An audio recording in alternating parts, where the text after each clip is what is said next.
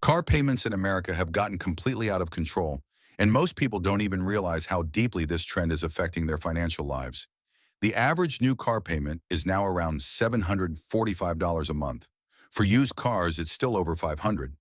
Interest rates almost feel like a bad joke. 7% for new cars, 12% for used ones.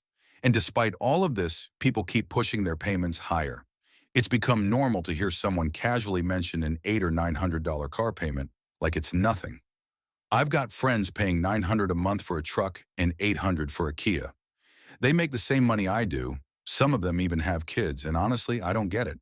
But this is where the deeper problem starts. A lot of people just aren't saving money.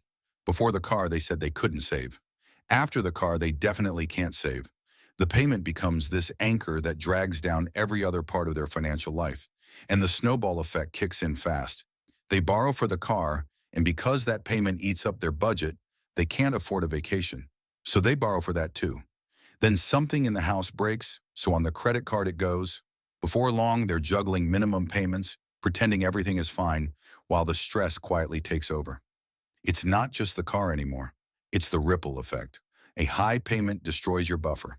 The moment an emergency hits, you're already underwater. When borrowing becomes the default response to every unexpected expense, it rewires your entire mindset. You stop asking whether you can afford something and start asking whether you can manage the payment. That shift traps people for years. Every new purchase digs the hole a little deeper, and by the time they stop to take a breath, they're stuck refinancing old debt or trading in a car they still owe money on just to keep the payments going. And they pray nothing else goes wrong, even though something always does. This is why an emergency fund isn't optional. It's survival. For most Americans, affordability doesn't mean having the cash. It just means being able to squeeze the payment into the budget without overdrafting. That mindset is exactly how people with good incomes end up drowning financially. We've let marketing departments and lenders redefine what affordable means. If the bank says yes, then it must be doable. But banks don't care about your savings goals, your stress level, or your long-term financial freedom. They only care about whether you're likely to make the payments. People walk into a dealership saying, "Let's see what I'm approved for," instead of walking in with a budget they actually created themselves. They leave driving a $45,000 SUV with a 7-year loan at 9% interest because the payment looked manageable. And no one stops to consider insurance costs, maintenance, or what that money could be earning if it wasn't disappearing into a depreciating asset. Just because you can finance something doesn't mean you can afford it. Sometimes people argue that a high monthly payment just means they chose a shorter loan term. And in theory, that's a smart move.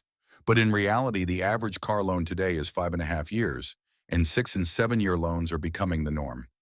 If someone still ends up with an $800 or $900 payment while stretching the loan that long, the issue isn't aggressive payoff strategy, it's overspending. Yes, some people take low-interest loans even when they could pay cash, but that's not the majority. Most people are using long terms to justify a car they can't afford. And this is where comparing your lifestyle to someone else's becomes dangerous. You see the new SUV, the truck, the vacations, the dinners out, and it's easy to feel behind.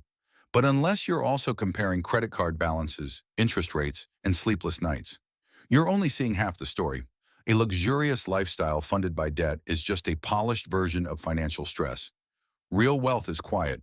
The people who are genuinely ahead aren't announcing it with a payment book. The crazy part is that even basic vehicles now cost what used to be luxury prices. A half-ton truck starts around $50,000. Finance that for 72 months at today's average rates, and you're staring at an $800+ payment without even adding insurance or gas. That's mortgage-level money for something that loses value every day. And it isn't just trucks. The average new car price in the US is creeping toward $42,000. Everyday sedans and crossovers now cost what high-end models used to. And because expectations keep rising, heated steering wheels, panoramic roofs, giant screens, people convince themselves that these features are essentials instead of luxuries. But the truth is simple. The only way many people afford these cars is by taking on massive debt. Social media has poured gasoline on this fire. It's no longer about transportation, it's about the image. Keeping up with the Joneses used to mean comparing yourself to the neighbors on your street. Now it's millions of people online, many of whom don't actually own the lifestyle they're showing off. Cars have become props in the performance of looking successful, and the pressure pushes people into decisions that hurt them financially for years. To put it in perspective, if someone is spending $1,000 a month on a vehicle, it helps to break it down in terms of actual cost per hour. The average American drives about an hour a day, roughly 30 hours a month. That means they're paying over $30 for every hour they sit behind the wheel. And if you spread that cost across the full day, it's like paying $125 an hour around the clock just to have access to the car. Most people don't earn anywhere near that. When you see it broken down that way, the math becomes impossible to ignore. Is the car really worth that much? Or could that money be building long-term stability instead of disappearing into something that goes down in value every single day? If there's one thing worth avoiding, it's financing an expensive car that drains your income and traps you in years of payments. Keeping your car costs manageable isn't just smart budgeting. It's one of the simplest, most powerful ways to build real wealth. Every dollar not locked into a car payment is a dollar that can go towards savings, investing, freedom, and peace of mind. And no shiny new feature or badge on the front of a vehicle is worth sacrificing that. Thanks for watching InvestingFlix, where smart money learns smarter moves. Subscribe for more insights that grow your wealth.